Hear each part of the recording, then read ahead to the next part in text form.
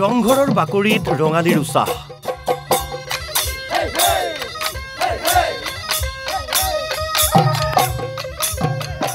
ৰজা প্ৰজাই একেলগে উপভোগ কৰিলে বিহু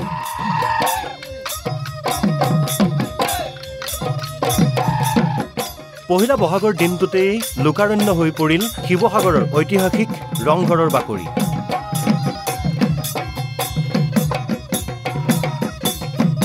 পাৰ ভঙা উৎসাহৰ ঢল দেখিবলৈ পোৱা গ'ল সকলোৰে মাজত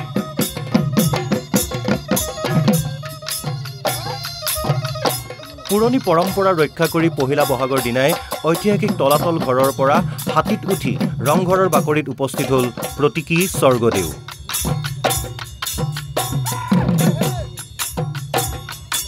ঢোলে ডগৰে সকলোৱে শোভাযাত্ৰা কৰি ৰংঘৰলৈ আদৰি আনিলে প্ৰতীকী স্বৰ্গদেউ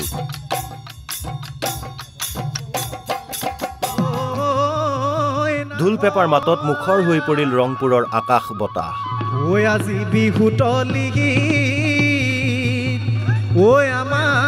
স্বৰ্গদেউ ৰুদ্ৰসিংহৰ দিনতেই গছ তলৰ বিহুৱে স্থান পাইছিল ৰংঘৰৰ বাকৰিত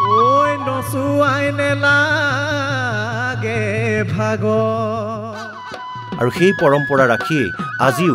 ৰংঘৰৰ বাকৰিত উদযাপন কৰা হ'ল মুকলি বিহু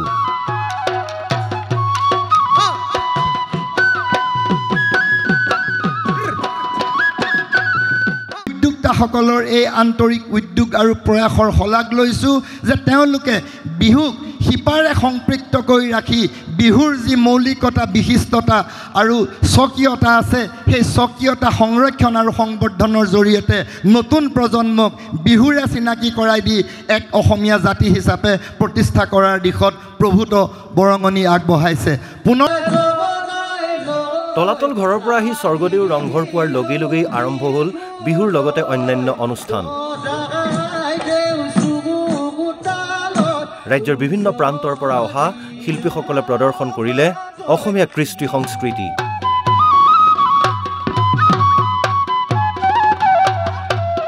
ৰংঘৰৰ বাকৰিত এইবাৰ বৃহত্তৰ ৰংপুৰ ৰঙালী বিহু উদ্বোধন কৰে মন্ত্ৰী পীযুষ হাজৰিকাই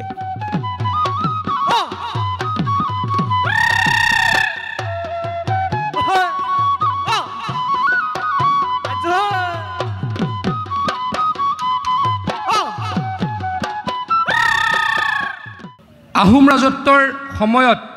সমগ্ৰ অসম জাতিক একলগ কৰিবলৈ যি প্ৰয়াস কৰা হৈছিল সেই প্ৰয়াসৰ ফলশ্ৰুতিত পৰ্যায়ক্ৰমে বিহু আহি এই ৰংঘৰত প্ৰতিস্থাপিত হৈছিল গতিকে আমি এই আহোম ৰাজত্বৰ যিসকল বীৰ আছিল যিসকল ৰজা আছিল প্ৰত্যেকজন ব্যক্তিক আমি গভীৰ শ্ৰদ্ধা নিবেদন কৰিছোঁ আৰু তেখেতলোকে বিলাই যোৱা শান্তি সম্প্ৰীতি আৰু এনাজৰি আমি সকলোৱে বৰ্তাই ৰাখিম বুলি আমি এই মুহূৰ্তত কি ল'ব লাগিব পণ ল'ব লাগিব তাৰ কাৰণে মই সকলোকে আহ্বান জনাইছোঁ অনুৰোধ জনাইছোঁ আমাৰ এই অসমীয়া নৱবৰ্ষ সকলোৰে কাৰণে সুখৰ হওক এই অনুষ্ঠানটো মোৰ কাৰণে আজি এটা জীৱনৰ এটা উল্লেখযোগ্য অনুষ্ঠান বা উল্লেখযোগ্য দিন আকৌ ভৱিষ্যতে কেতিয়াবা আপোনালোকে মাতিলে আহিম বুলি আশা ৰাখিছোঁ আৰু ভগৱানৰ ওচৰত প্ৰাৰ্থনা জনাইছোঁ অসমীয়াৰ ভাল হওক অসমৰ ভাল হওক সকলোৰে উন্নতি হওক এইখিনি কামনা কৰি আজিৰ এই বিহু উদ্বোধন হোৱা বুলি আহ্বান ঘোষণা কৰি বক্তব্য সামৰিছোঁ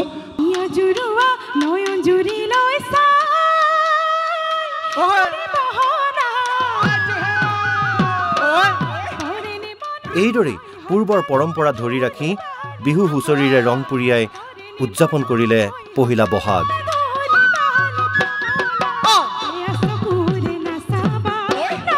শিৱসাগৰৰ পৰা ইৰছাদুল্লাহৰ ৰিপৰ্ট NB নিউজ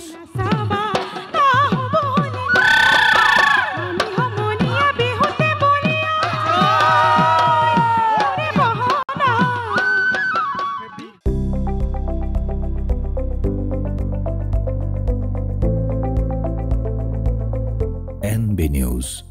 সহজ সৰল ভাষাত নৱভাৰতৰ কথা